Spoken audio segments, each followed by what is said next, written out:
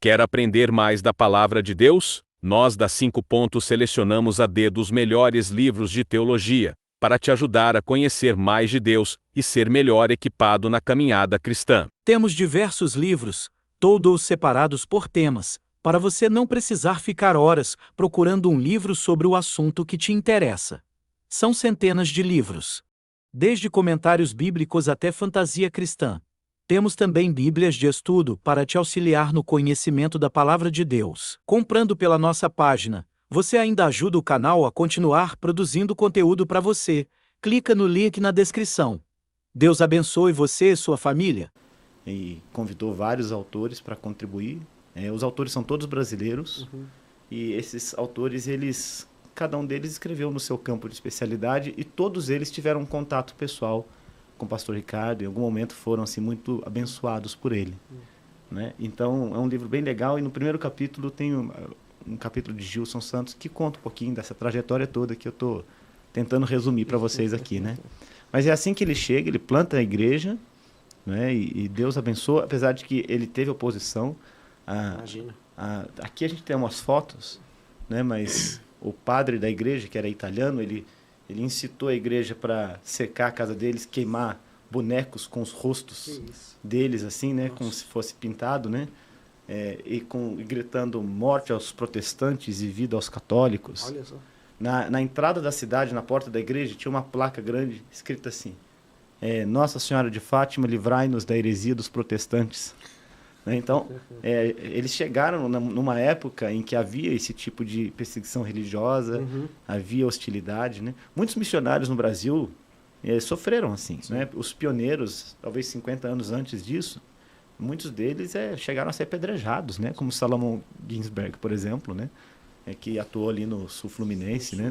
do sul do Rio de Janeiro, e outros, né? que sofreram hostilidade muito dura. Com eles não foi muito diferente, mas Deus cuidou deles, os preservou, abençoou. Essa oposição, né, que eles sofreram foi em Manicoré mesmo? Foi em Manicoré. Né? E, apesar disso, né, o fruto do trabalho deles e do testemunho de fé deles também acabou produzindo, né, resultado. Deus falou por meio da vida deles a muita gente.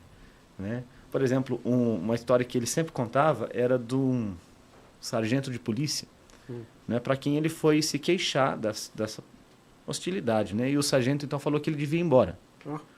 Mas ele falou assim: olha, a lei do país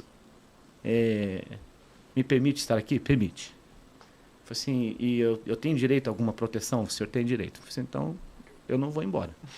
E aí esse sargento ele designava às vezes um policial para acompanhá-lo, né, num momento assim mais duro, e ele mesmo de vez em quando o acompanhava.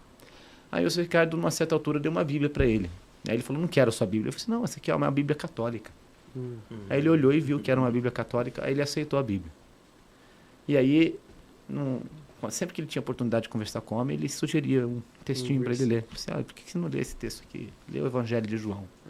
Aí, num determinado domingo, chega na reunião da igreja, o homem está lá, sentado na última cadeira. Eita. Cara fechada e tal, mas com a Bíblia na mão. E, bem... para encurtar a história, né? Algum tempo depois, ele veio fazer perguntas, né, sobre o que ele estava lendo, sobre o que ele estava ouvindo no púlpito. Né, e Deus usa, então, agora o testemunho de firmeza do pastor Ricardo ali e a generosidade dele para com o homem também, de tratá-lo com muito carinho, né? E o ensino que ele promoveu em cima do texto ali, das escrituras, falando do evangelho, falando de Jesus. Esse foi um dos primeiros convertidos ali daquela igreja, né? E aí várias outras pessoas foram abraçando a fé e uma igreja nasceu ali na cidade de Manicoré, né? Então foi um trabalho que Deus abençoou, que deu fruto, né? E que permanece até hoje, até onde eu tenho notícia, pelo menos até 2010, a igreja estava bem firme lá de pé, né?